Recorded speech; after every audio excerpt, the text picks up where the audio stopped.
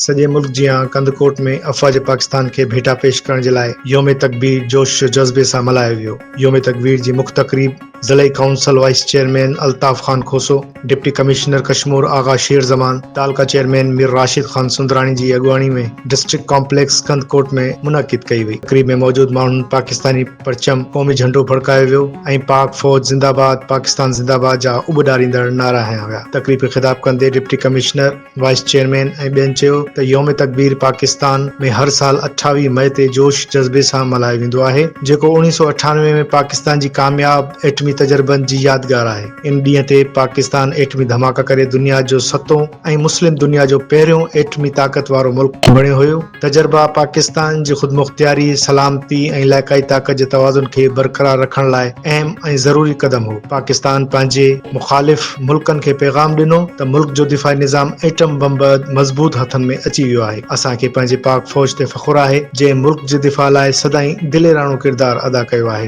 भारत खे मुंहतोड़ जवाब ॾेई क़ौम जो घाट ऊचो कयो वियो आहे। तक़रीब में ज़िले council member Mohammad Khan Khoso, DHO Syed Ejaz Shah, Irshad Ahmed Bakhrani, Syed Asghar Ali Shah समेत ॿियनि सहाफ़ियुनि ऐं शहरियुनि वॾे अंग में शिरकत कई। असांजो आर्म फोर्सेस कढी छॾींदियूं। इहो असांजी डिटर्मिनेशन आहे, असांजो पुख़्तो इरादो आहे। जेसिताईं असांजे मुल्क जे अंदरि असांजी आर्मी आहे त असां तहसीन पेश कयूं था, जंहिं असांजे मुल्क खे एटमी ताक़त बणाइण में पंहिंजो किरदारु भरपूर किरदारु अदा कयो।